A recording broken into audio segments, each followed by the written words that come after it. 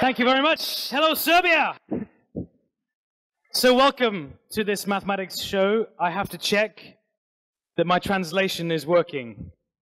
Can you cheer if you can understand me either in English or in Serbian right now? For a moment, only one person could understand me, and then you all got the idea. Good. My name is Ben. I live and work in the city of Bath in the UK. But my job is actually to talk about mathematics, not just about the mathematics that happens in school, but about the mathematics that happens in everyday life. And I'm going to talk about a bit of mathematics which a lot of people think is very boring, which is statistics.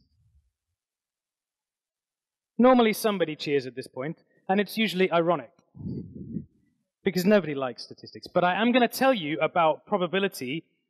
And the reason I'm going to tell you about probability is because of a piece of music. So in a minute, I'm going to put the lyrics of this piece of music on the screen. It is a song that inspired me to write this talk. It is not about maths. I will tell you what it's about in a moment. But for the moment, I'm just going to put the lyrics on the screen, and there will be a translation when I read them out. And I'm going to warn you now that there is a guitar on the stage for a reason that may get used at the end of the talk. So if you need to leave before I sing, you've now been warned. I'm going to show you the lyrics of this song, and then I'll explain why I'm going to talk about what I'm going to talk about. He deals the cards as a meditation. And those he plays never suspect. He doesn't play for the money he wins. He doesn't play for respect. He deals these cards to find the answers. The sacred geometry of chance. The hidden law of a probable outcome. The numbers lead a dance. Now, before I explain why, does anybody know this song? If you keep your hand up if you're prepared to shout out the name of the composer and the title. You were first, I think. Can you shout it out?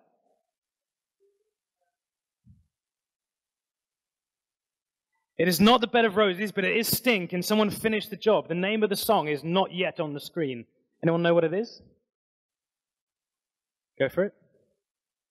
The Shape of My Heart. Can we have a round of applause for these two? Well done.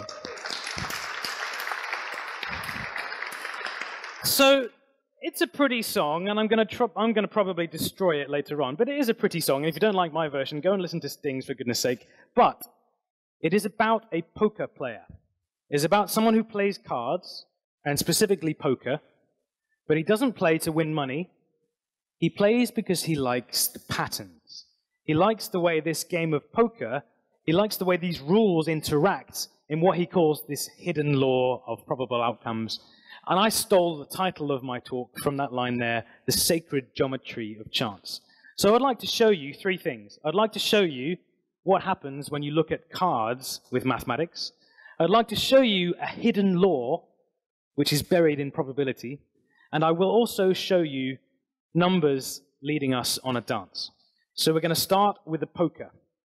So let me just check. Can you put a hand up if you have played poker for money? Excellent. I think there's at least 3 people at the back who have admitted to underage gambling in public. But actually, if you know about poker, you'll know that the game changes when you play for money.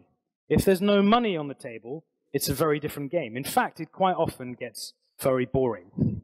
But when the money is there, then your heart starts going. Because it matters whether you win or lose.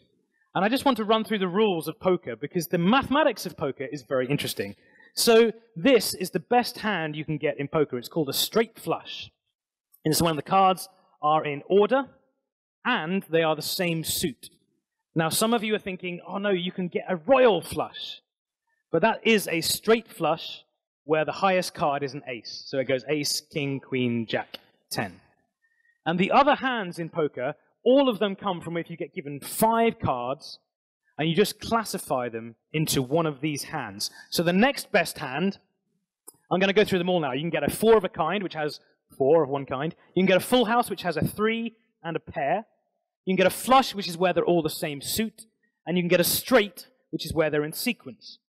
You can get a 3 of a kind, where you only have 3 of one kind. You get 2 pairs, which you have 2 pairs. 1 pair, yes, you have 1 pair. And finally, this hand, called a high card hand, means you cannot get any of the other hands on the screen.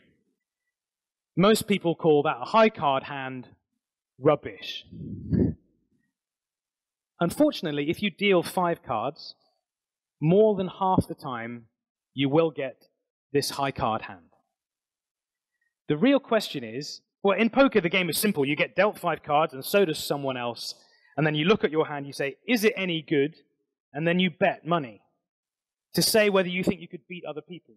And that's where it gets interesting, because it's about psychology as well as mathematics. It's, are they smiling? And if they're smiling, are they smiling because they've got a good hand? Or is it because they're embarrassed that they're going to lose? And you have to judge their psychology as well as know whether your hand is any good to know whether to bet. Now, I'm not going to play a live game of poker with you. I'm not going to encourage gambling, although later on this talk, I will do some live gambling for real money, just to warn you. So if you've got some money with you, just check your wallet, all right? You might need it. However, I want to point out why these hands are in the order that they are in. Why does a flush beat a straight? Because most people think it should be the other way around. Getting a straight feels really nice. Getting all the same suit, that could happen to anybody. But let me show you the math behind why they're in this order. So here's a quick warm-up. On the screen are 6 colors. How many ways are there to choose 2 of them? And I'm going to assume that the order doesn't matter. So you have 10 seconds to talk amongst yourselves. How many ways are there to choose 2 of those colors? Have a talk. You've got 10 seconds. Go.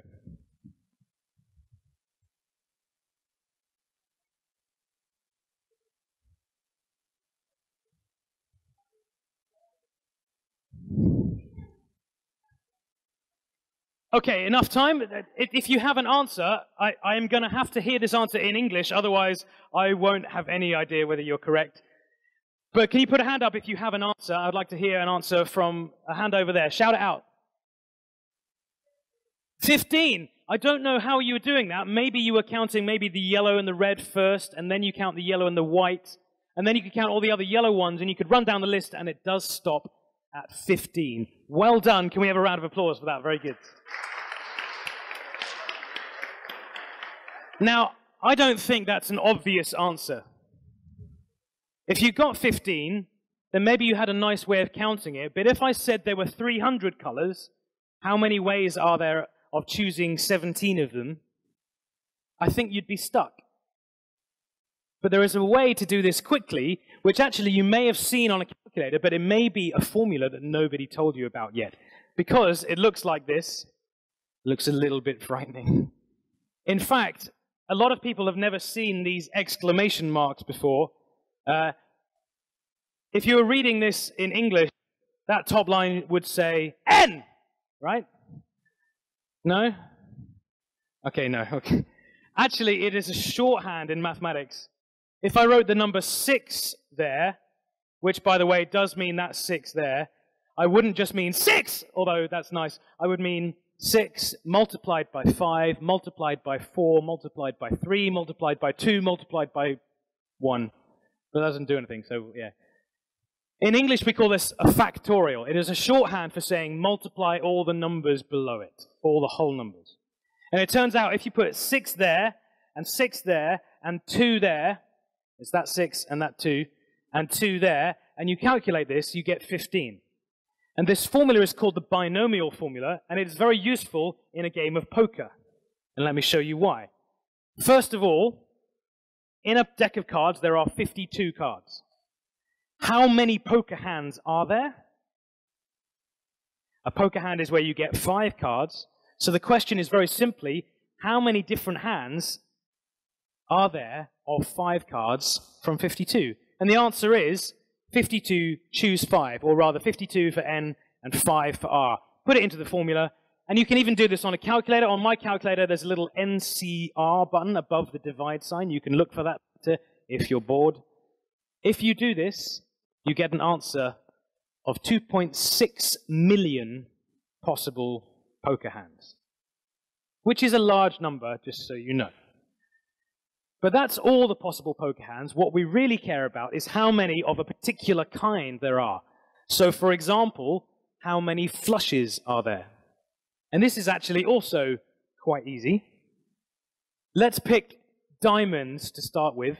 There are 13 diamonds, unless your pack has been tampered with. But you need 5 of them. So how many diamond flushes are there? The answer is 13, choose 5.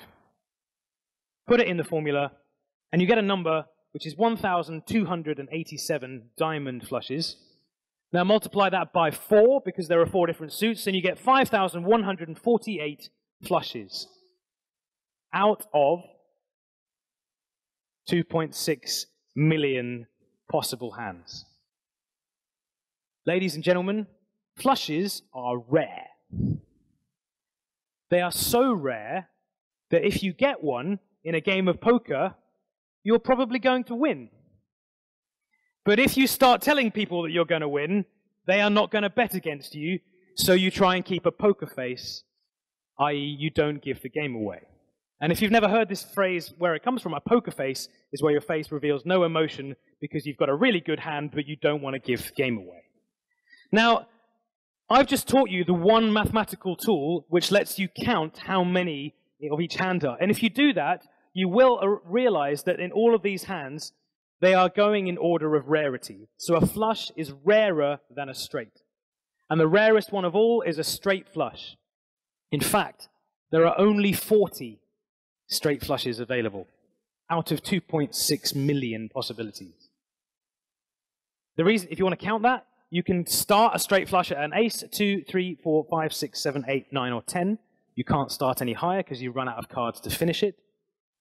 10 places to start, and 4 suits to do it in. So 10 times 4 is 40. 40 out of 2.6 million is not good odds, which means if you're playing poker and somebody deals a straight flush, just cold, it means they cheated. Probably. But not certainly, because unlikely things do happen. And actually, that's what I want to talk about next. If we had more time, I'll teach you some more about poker, but I don't think I should encourage you to gamble with poker, so I'm going to encourage you to gamble on something else. Before I do that, let me point out these machines. They exist in Serbia. In England, we call them slot machines. I don't know what they're called here. Slotties. Fruit machines, yeah, like a fruit machine. Let me point out, in England, they are illegal if you are under 18. You can't use them if you're under 18. In fact, if you zoom in up here, you can see there's an 18 with a line through it. Also, though, if you zoom in, it says this. It tells them in black and white, no prize greater than £70. By the way, that's a lot of dinar. That's 100,000? 10,000? Yeah, maybe 10,000 dinar. It tells them you can't win more than that, but that sounds good to me. It also tells you, in black and white, it tells you that you have an average percentage payout of at least 72%. A lot of people in England read that and think, yes, I'm going to win 72% of the time. No. What it tells you is if you pay 100 dinar to play the game, you will win, on average, 72 back, which is less. This is telling you, in black and white, that you are going to lose. You're going to lose 28 dinar every time you play. It's written on the machine. People still play this game.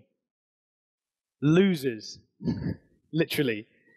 Having given you a lesson about gambling, don't play these games. They wouldn't be there unless the people who put them there are making money out of them. If they weren't making money, they wouldn't be there. But gambling is interesting. Human beings have gambled for a long time because if we are sure about something, we like to have a competition. And I would like to do a real gamble right now for real money. And I'm a little bit nervous about this because I haven't got a lot of money. But let me tell you the rules of this gamble. This is for real. If you have money with you, and I am looking for someone who's prepared to actually put some money on the line here. People are being volunteered already. That's exciting. I'd like you to think about this question.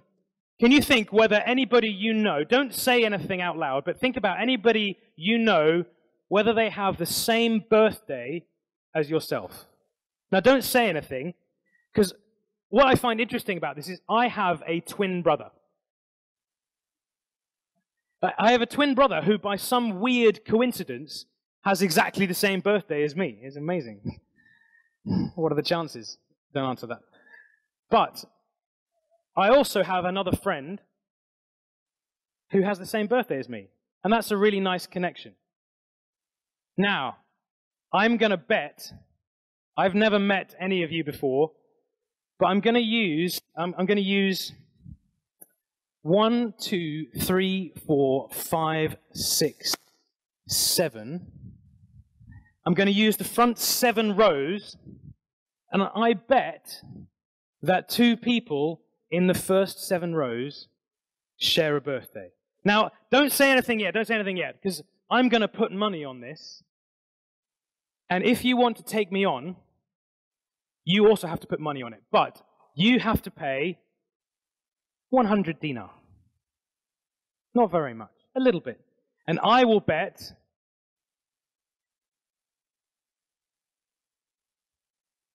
2,000. Is that enough?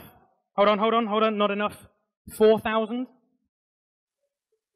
4,000 dinar, and you pay 100. This is for real. If you would like to take me on, I have a volunteer. Can I have a round of applause? Bring your money up. Bring your money up. Come up. Whoa. What happened then? I know I'm scary, but what just happened? Did she forget her money? So while she's... I think she's now borrowing money. While she's sorting that, let me explain what I will do. I will point. Okay, I need everyone to hear these instructions. I'm going to point to people in the first 7 rows. Do I need a new volunteer? Is she just backed out, or what's going on? Okay, if somebody actually has 100 dinar that they haven't have to go back and find, the guy behind, come up.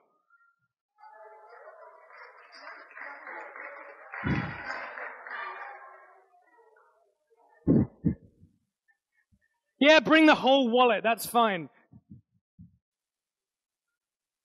Yeah!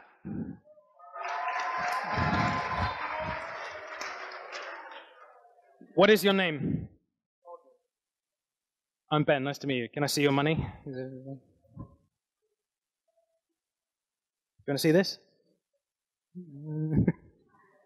Hold that. Okay, 4,100 dinar. If there is no shared birthday, the money is yours. If there is, it's mine. Although 4,000 was already mine. Or possibly James's, who I borrowed it off earlier. Are you happy with that? Okay. Here's how it's going to work. I'm going to point to people. Is someone able to translate from Serbian into English, just in case, because I need to hear this? Can someone shout out the birthdays they hear? Are you happy to do that? Okay, so I'm just going to ask you for your day and your month.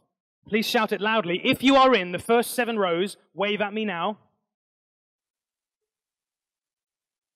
Okay, good. If you hear your birthday, put your hand up. That's it. If we get to the end, and there's no shared birthday, the money is yours. Okay. Everyone ready? Okay, when's your birthday, sir? 8th of September. Okay, someone in the back row just twitched and did that, and that makes me nervous. Okay, 8th of September. When is your birthday? 31st of March. Nobody yet. The rest of you are witnesses, but just the 7 rows. If you hear your birthday, say something. Go for it. 9th of July. I thought she was standing up to announce it, but no, she's just teasing me. 12th of July. Ooh. No.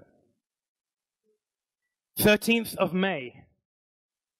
Come on, people. Wait, hold on. No? Okay. The translation is making me more nervous. Okay, 13th of May. 20th of April. Next. The 30th of December. No. April the 2nd. No? No near misses. Don't tease me like that. Next. 31st of August. 31st of August. Get it right. 21st of August.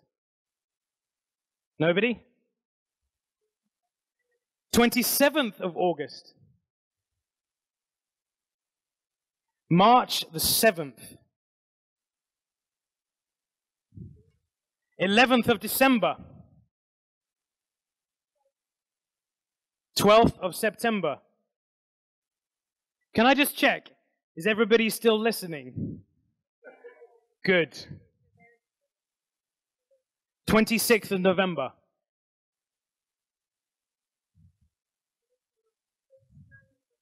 9th of May.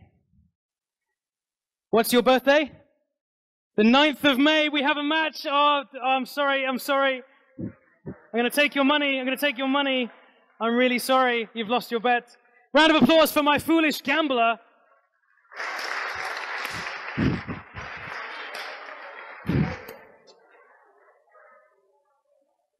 Let me show you why I would do this. On the screen,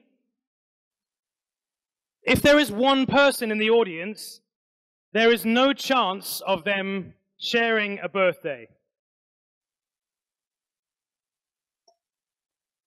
Because there's nobody to share the birthday with, right? If there are 2 people in the room, the chance of them not sharing a birthday is that. Do you agree? Because that's the number of birthdays you have available when one person has claimed it. Now, if I carry on with this, the chance of 3 people not sharing a birthday is that probability multiplied by 363 out of 365, because 2 of them have been taken. And if I carry on, it is always the previous number multiplied by 365 minus that number of birthdays divided by 365. And it means I can calculate the probability of nobody sharing a birthday in a number of people, and the probability of me winning my bet is 1 minus that. So this number is the chance of me winning my bet. Now, I think we had about 70 people in my sample. So the chance of me winning my bet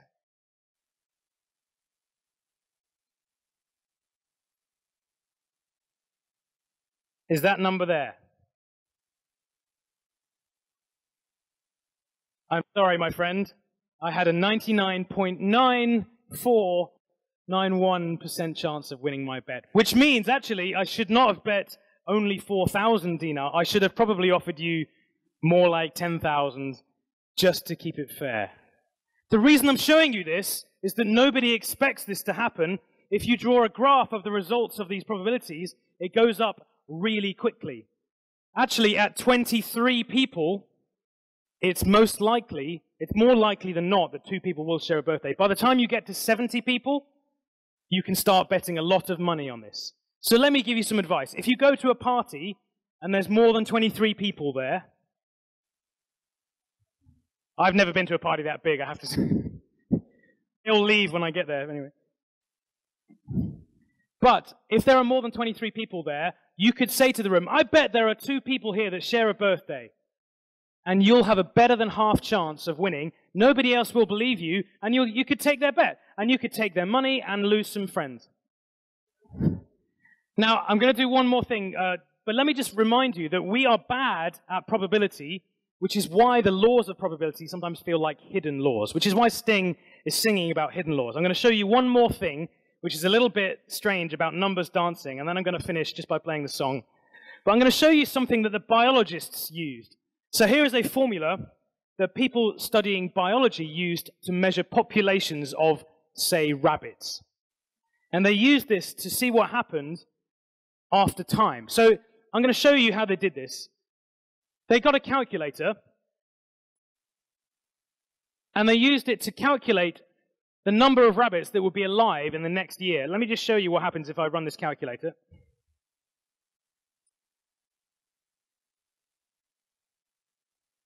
So if we start with a half-full population of rabbits, I'm going to make this a bit bigger. I'm going to type in 0.5. I'm going to store that in the calculator's memory. And then this number in the formula here, this A number, tells you the fertility of the rabbits. So if I put a number like 1.2 as the fertility, and then I follow this formula, I'm going to use the word answer, so it's going to get the previous answer instead of the X thing here. And that previous answer I just had was 1/2. And if I press equals, it's now going to tell me what happens to the rabbits in the next year. They started off half full. And now, after 1 year, I have 0.3 of a full population of rabbits. I'm sorry to say that my rabbits are dying. But I can keep pressing equals, and something interesting happens, because even though I'm keeping pressing equals, the numbers are changing, but they are settling down. And eventually they stop changing, even though I'm still pressing equals. That means this population has stabilized, but it doesn't always do that. If I start with a different number, a different fertility of rabbits, and I keep pressing equals, you can see something different happens. In this case, it changes every time I press equals. But actually, it stopped changing now. 7655, 7655, 7655, 7655. It is flicking between 2 cycles, and this is believable. Sometimes rabbits breed so much, there's not enough grass next year, so they die a bit. But next year, there's not very many rabbits, so they breed again, and then they die, and then they breed, and then they die, and that's what's happening here. This formula was capturing some complicated behavior, but it got better, and I'm just going to show you a picture of this now. So I'm going to do the same calculation just on the screen here. I'm going to take the A number multiplied by the previous answer multiplied by 1 minus the previous answer. I'm going to copy this down, and I'm going to put these on the screen as some coordinates. So the last few years are going to go on the screen. Here they are. And I'm going to trace these. So now you can see that sometimes the rabbits will die. These are dead rabbits. But then here, if they're fertile enough, they will stabilize at a certain value. But if I go beyond 3 for the fertility, something interesting happens. It does this. So you get a 2 cycle of rabbit populations. Now, rabbits actually do this.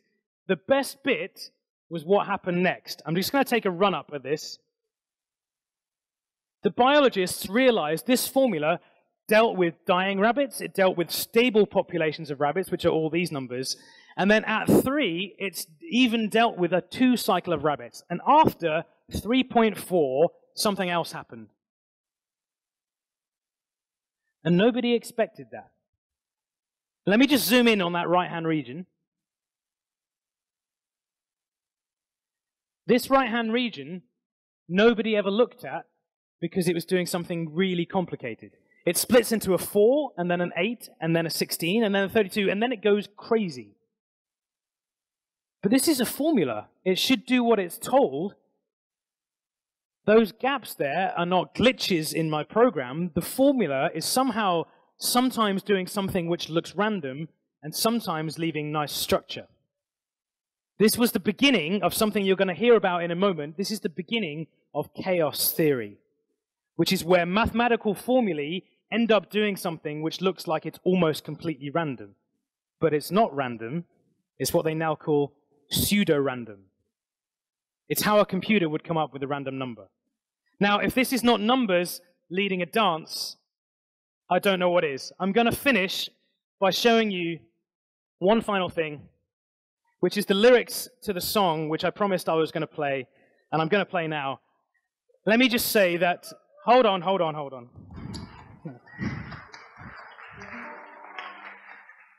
Mathematics has been done for a long time for one reason, because it's nice.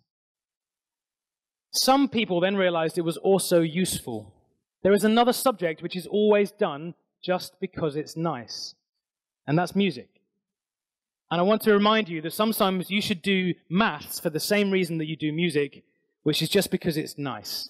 I'm going to turn my microphone off now, because this is not mic up, and I'm going to play you the song. Thanks very much for listening.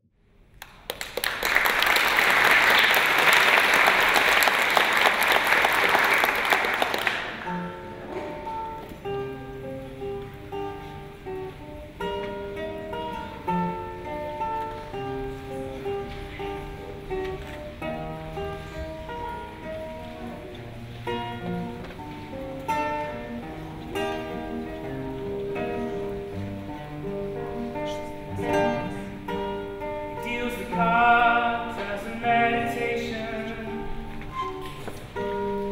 those he plays never suspect. He doesn't play for the money he wins. He doesn't play for respect. He deals the cards to find the answer. The sacred geometry of chance. Hidden law of a problem.